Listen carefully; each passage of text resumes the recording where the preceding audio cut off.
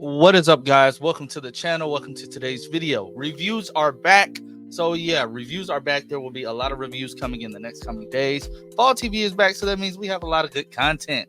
But today we will be talking about Agatha All Along. But before we jump into that, if you are new here, please hit that like button, hit that alert button, and subscribe so you never miss another one of my nerdy videos. And you can become a channel member today if you also, if you're into that thing, it's up to you. If you're into that, join me. I have a lot of good perks. The Party Nation live stream is always jumping, and I'm sure you will enjoy that. But yeah, I hope you like this video today. So Agatha All Along, I give it a solid 7.5 out of 10. I enjoyed it. I enjoyed it way more than I originally thought I was going to. Now, that's not to say that I had low expectations, but I didn't know what to expect going into this after the events of WandaVision and after the events of Doctor Strange Into the Multiverse of Madness. We know what happened with Wanda, and as we saw in the trailer and the first episode, Agatha is stuck in a hex. But it's a spell, but it's only affecting her because nobody else seems to know what she's talking about half the time, except for Vidal, or should I call her Vita? Aubrey Plaza's character. First of all, Aubrey Plaza is killing this role so far. She is the scene stiller. The scenes with her and Catherine Hahn were mwah. I love them. I love those two together, especially their fight scene. Their fight scene at the end of episode 1. Their fight scene was dope. I was fearing for Agatha's life, but I know it's the first episode. Of course, they're not going to kill her off. But, and you guys know how I do in my reviews. I jump all over the place. This isn't going to be a, shot for shot review or whatever you want to call it. This is just going to be my thoughts on certain parts of the episode. But as we know, Wanda's dead, and she was the owner of the Darkhold. And basically what Vita was trying to do the entire time is basically the subtle things she would say would kind of snap Agatha, and she'd be like, wait, what? But then she'd go right back into it. This whole little trance she was in was the spell trying to unravel. At least that's the way I did it. But she needed a little push. That's where Teen comes into it. Now, as far as Teen is concerned, I really do think that is Billy Maximoff. I think that is Wiccan. Am I alone in thinking that? I think that's Wiccan. And right from the jump, we have a great cast of characters. From the jump, we see her. She's a detective. She's investigating this murder. She stumbles upon this pendant, and she pockets it because it stands out to her. And her partner, who is not really her partner because she's just tweaking at this point. Her partner is a great character. The chief is just hilarious to me because that ain't nothing but the neighbor. She takes the library card, from the library book to the library, and ends up meeting the town librarian, who also isn't the town librarian. We find out later on that the librarian and the chief are actually a married couple that live inside Westview, and that her partner, well, he's her neighbor. And actually, can we talk about him for a second? He is hilarious, especially in episode 2. He is hilarious. He does what any black person should do in a horror movie, but we'll get to that shortly. That's hilarious. Now, what I will say about the show is it's not straight up comedy.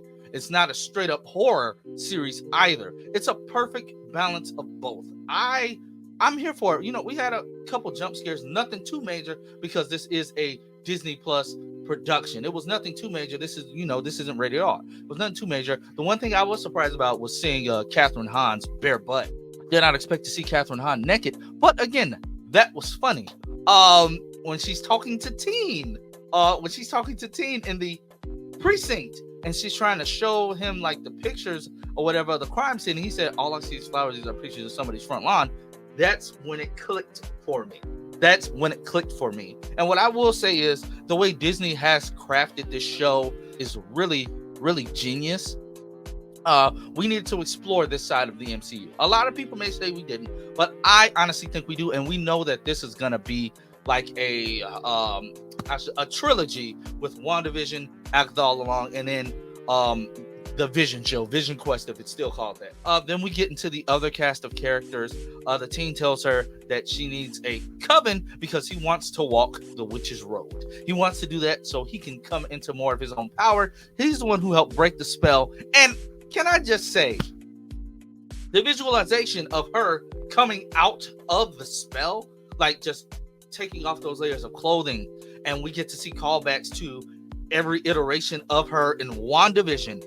That I like that. I like visual cues like that. We also see that on the library card is Wanda's toe tag, and she was the last user of the Darkhold, and like Vita said, the last user of the Darkhold died. It died with her, but she's not the only one that did use it. And then that's when Agatha's name pops off. So Agatha, I'm getting hot. I'm getting real hot. She starts taking off the layers of clothing. Finally gets back to herself, but then she's butt naked in the middle of the street, and her neighbor's reaction to that, like I said earlier, the neighbor is hilarious. But then that's when Vita attacks, all of that good stuff within episode 1. Episode 1, yes, it may have been a slow burn from the start, but it's what we needed. Episode 2 is when everything really does pick up. And in episode 2, we get to meet all the other witches. So they stop at a psychic shop. They meet Lilia, who at first I thought was a kook at first. They did too, until she basically like calls Agatha out. Like, she knows who Agatha is. Everybody knows who Agatha is. Agatha is not the witch that you want to mess with, not a witch that you actually want to team up with, because with Agatha, she needs you to hit her with her powers. Well, hit her with your power so she can absorb them. That's the only way that she can take power. I guess she didn't want to say that in front of Billy, just in case he did, ramp up his power. Well, I shouldn't say Billy, because it might not end up being Billy. It might end up just being, it might be Agatha's son. Hell, I don't know. But she says that she doesn't want to say it out loud in front of Teen, just in case, she needs him to like hit her, and he won't know what's coming after that. But yeah, so we get Lilia, then we go get Jen, then we go get Wu, and then last but not least, we get Mrs. Hart, who is the mom off that 70s show and that 90s show. And I don't think she's a witch at all. She's just there for the ride. Apparently, Mrs. Hart is what Wanda named her in Westview when everybody was under the hex. So yeah, let's talk about that. The scare scene when Teen walks outside with the rabbit, and we see this one cloaked figure that turns into about 8 cloaked figures. That was a jump scare in itself. I was not expecting that. I was not expecting that at all. And the neighbor, he said, "You saying this?" And he reacted just like I would have. I thought that was hilarious. So they're saying the chant, they're singing the song. Harmonies were beautiful. And Miss Hart was hilarious that entire time. She finally started getting into it. Am I supposed to know this? Yada, yada, yada. But initially, it doesn't work. So Agatha starts antagonizing them.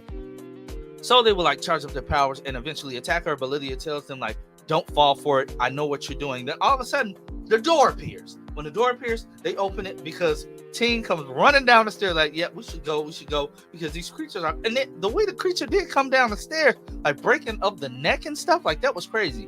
And I shouldn't skip over the fact that we had all the foreshadowing of this moment through Agatha seeing the different animals, the crow, the rat, and the wolf/coyote that was in the middle of the Westview Street. Before they even started this, yeah, that was weird. But I think it was foreshadowing these. I'm just gonna call them like maybe they're another coven of witches, that showed up because Agatha's not a good person. People don't want Agatha Harkness around. That's what I'm guessing, but I guess we'll find out more as to why, like what she actually did. I mean, I know she did some horrible things. Like Agatha's not a good guy. Agatha is a evil witch.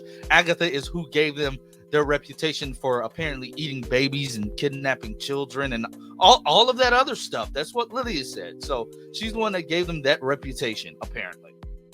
But they run down that winding staircase and ended up on Witch's Road. Now, that's sacred ground. So they take their shoes off and they begin their journey. And that's where episode 2 ends. Now, guys, like I said, it was a lot of things. It was a lot of things, a lot of moving parts in these episodes. But like I said, I give them a 7.5 out of 10. I thoroughly enjoyed the show. I don't know why. Well, I know why it's getting the hate it's getting. If it is getting any hate, apparently right now it's at a 79% on Rotten Tomatoes. It's certified fresh, which is good. We'll just have to keep seeing. It could drop in quality for me later on down the line. This was only the first 2 episodes, so I'm not going to write the whole show off like some weirdos have done. I'm not going to write the whole show off, and it's only in the first 2 episodes. It's dumb. But guys, let me know down below what you thought about Agatha. I will have a review coming on the Penguin in a few days. I'm really excited about that show as well. Wonderful, wonderful, wonderful first episode. But like I said, if you are new here, please like, share, and subscribe. And feel free to join the channel so you never miss another nerdy video. Catch you later.